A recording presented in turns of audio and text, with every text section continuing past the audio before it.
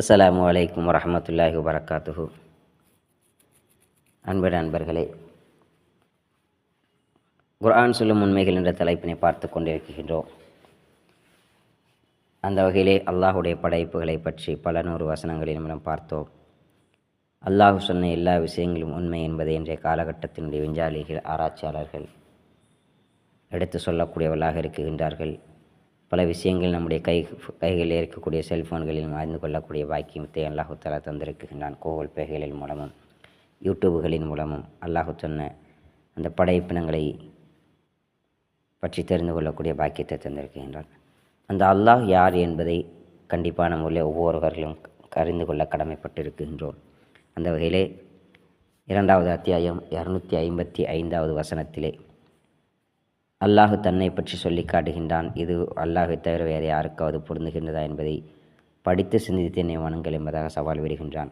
அந்த வகையிலே முதல் விஷயமாக வணக்கத்திற்குரியவன் அல்லாஹ் ஒருவனை தவிர வேறு இறைவன் இல்லை என்பதை ஆணித்தனமாக அல்லாஹு தஆலா சொல்லி காட்டுகின்றான். எப்படி என்று நாம் கேட்டால், அவன் என்றும் உயிருள்ளவன். இந்த உலகத்தை படைத்தவனும் அல்லாஹுதான். இந்த உலகத்தை செயல்படுத்தக்கூடியவனும் அல்லாஹுதான். இந்த உலகம் அழிந்த பிறகும் இருக்கக்கூடியவன் அல்லாஹுதான். அல்லாஹுதான் என்றுமே உயிரோடு இருக்கக்கூடியவன் என்பதை இறைவன் சொல்லி காட்டுகின்றான். ஆனால் இந்த உலகத்தில் மனிதர்களும் உயிரினங்களும் உலகத்தில் வாழ்கின்ற ஒவ்வொரு விஷயங்களும் எப்படி அழியக்கூடியதாக இருக்குகின்றது என்பதையும் அல்லாஹ்வே தன்னுடைய வேதமான குர்ஆனிலே சொல்லி காட்டுகின்றான். அதை படிப்பதன் மூலம், சிந்திப்பதன் மூலம் எந்த அளவுக்கு அல்லாஹ் மட்டுமே உயிருள்ளவன் என்பதை அறிந்து கொள்ள வேண்டும்.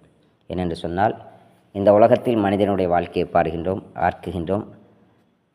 60 வயசில், 70 வயசில், 80 வயசில், அதற்கு குறைவான வயசிலும் அதிகமான வயசிலும் மரணிக்கக்கூடியவர்களாக இருக்கின்றார்கள்.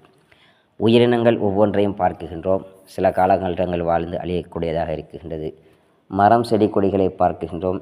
கொஞ்ச காலங்கள் வாழ்ந்து அழியக்கூடியதாக இருக்கின்றது.